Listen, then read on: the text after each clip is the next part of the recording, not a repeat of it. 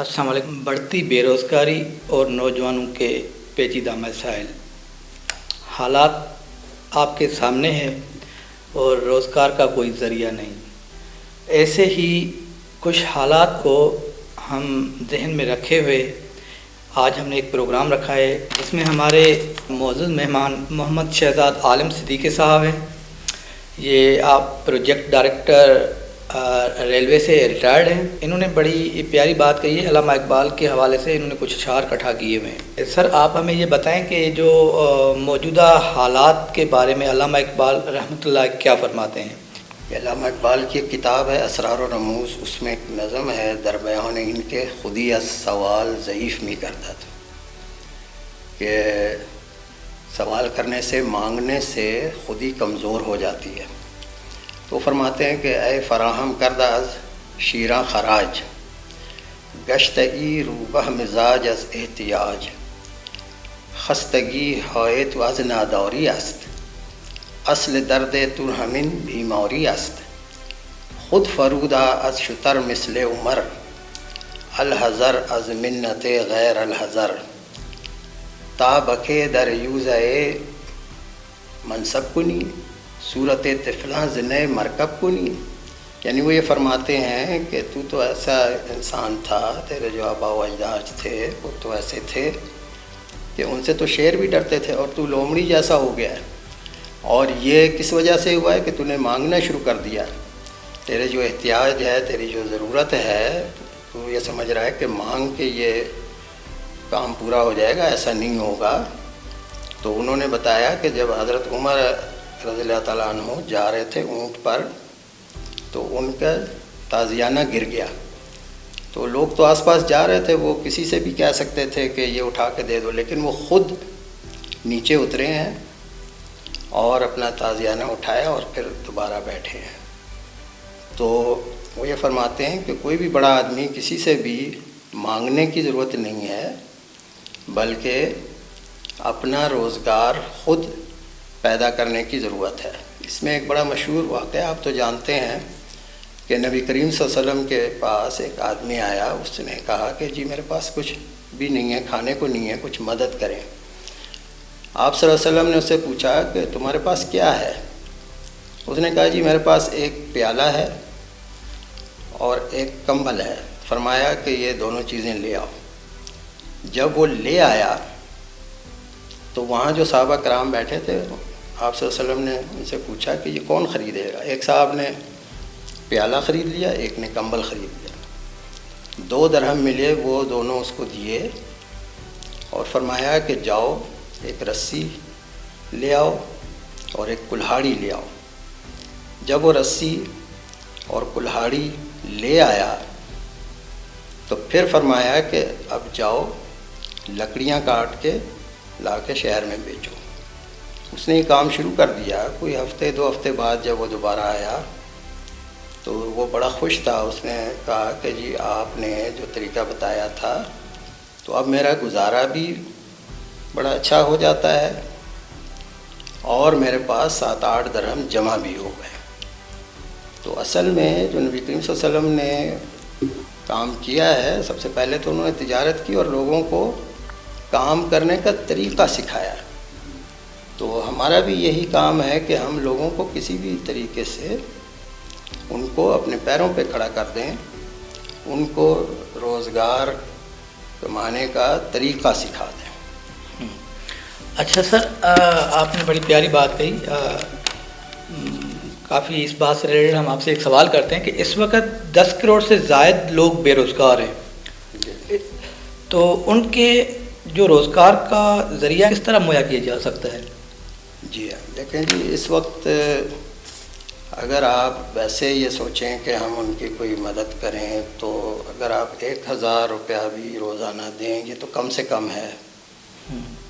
تو 10 کروڑ لوگوں کے لیے یہ 100 ارب روپیہ روزانہ بنتا ہے۔ سال میں یہ بن جاتا ہے تقریباً 36,500 ارب۔ نہ تو پاکستان کا اتنا بجٹ ہے اور نہ ہی پرائیویٹ کمپنیوں کا اتنا پروفٹ ہے، کیونکہ بہت ساری کمپنیاں نقصان میں بھی چل رہی ہیں۔ تو ان کا بھی سارا پروفٹ ملا لیا جائے یا جو، تو وہ بھی اتنا نہیں بنتا، اور نہ بجٹ ہے، اور دنیا میں تو 3 ارب کے قریب لوگ جو ہیں وہ اس طرح کی مشکل میں ہیں۔ تو اس کے لیے ہم یہ کوشش کر رہے ہیں کہ لوگوں کو ان کا روزگار کمانے کا طریقہ ان کو خود سکھایا جائے۔ اس کے لیے ہم نے یہ کوشش کی ہے کہ بہت سارے ہمارے دوست ہیں جو کمپنیوں میں ہیں، مختلف پرائیویٹ کمپنیاں ہیں، اس میں وہ مختلف چیزیں بنا رہے ہیں، بیچ رہے ہیں۔ مثال ہے کھانے پینے کی چیزیں ہیں، مسالہ جات ہیں، جوسز ہیں، صابن ہیں، ٹیشو پیپر ہیں، بے شمار کمپنیاں ہیں۔ تو ہم یہ کر سکتے ہیں کہ جو لوگ بھی اپنا کاروبار کرنا چاہیں ہم ان کو سپورٹ کریں گے، یعنی ہم کمپنیوں سے کچھ چیزیں ان کو لے کر دے دیں گے۔ اب ان کا کام ہے بیچنا، اگر تو وہ بیچنے کا طریقہ نہیں جانتے تو وہ بھی ہم ان کو سکھا سکتے ہیں، اور اگر پھر بھی نہیں کوئی مشکل ہے تو بیچنے والا بندہ تلاش کر لیں۔ ہمارا فائدہ یہ ہوگا کہ کوئی اگر اپنے ذاتی استعمال کے لیے بھی کوئی چیز خریدے گا تو چونکہ ہم کمپنی سے ڈائریکٹ لے کر دیں گے تو ان کو 10, 15, 20, 25% تک مارکیٹ ریٹ سے وہ چیز کم قیمت میں ملے گی۔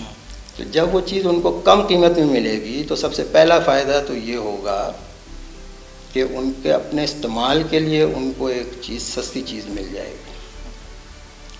دوسرا فائدہ یہ ہوگا کہ وہ اگر آگے اس کو فروخت کر سکیں تو ان کو فروخت کرنے سے ان کو کچھ منافع بھی ملے گا۔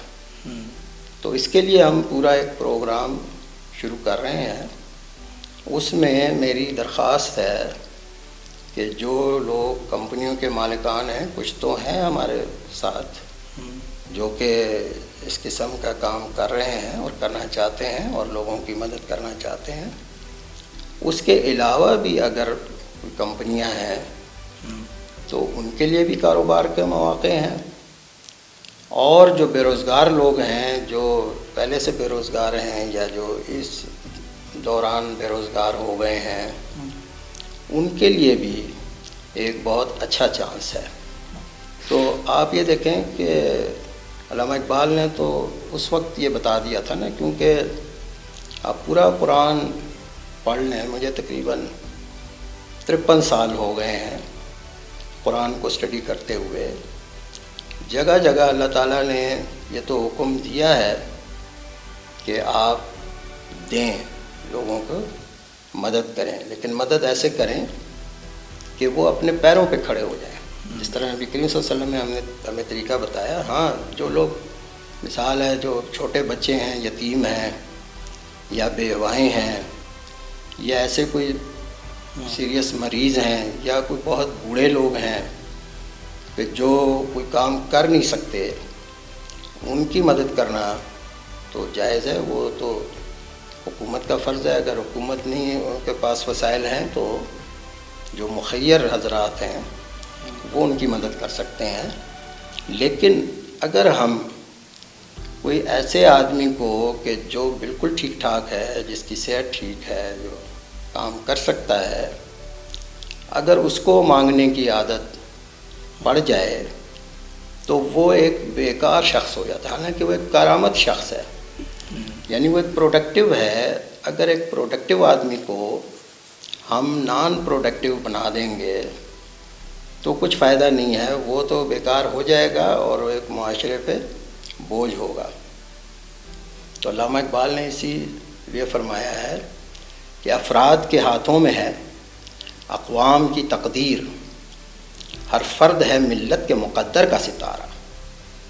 یہی 10 کروڑ لوگ اگر یہ پروڈکٹیو ہو جائیں، یہ کارآمد ہو جائیں، تو یہ ہمارے ملک کے لیے بہت بڑا سرمایہ ہے۔ اب ہمارا کام ہے کہ ہم ان کو گائیڈ کریں کہ وہ کوئی چیز فروخت کیسے۔ ظاہر ہے کہ ایک آدمی اگر بے روزگار ہے وہ کوئی انڈسٹری، کوئی فیکٹری تو نہیں لگا سکتا۔ ہاں، جو انڈسٹریز، جو فیکٹریز جو چیزیں بنا رہی ہیں ان کو وہ فروخت کر سکتا ہے، اور میں سمجھتا ہوں کہ انشاءاللہ اس سے لوگوں کو فائدہ ہوگا اور ان کی یہ دنیا بھی بہتر ہو جائے گی اور آخرت بھی بہتر ہو جائے گی. بہت شکریہ. جی تھینک یو سر. یہ تھے سر حضرت عالم صدیقی صاحب جن نے بہت پیاری باتیں کی موجودہ حالات کے اوپر. تو اسی طرح ہم نے ایک پروگرام کا آغاز سٹارٹ کیا ہے. انشاءاللہ ہم اس کو ہفتہ وار چلاتے رہیں گے اور دیکھتے رہیے گا اور ہمارے ساتھ رہیے گا. اللہ حافظ.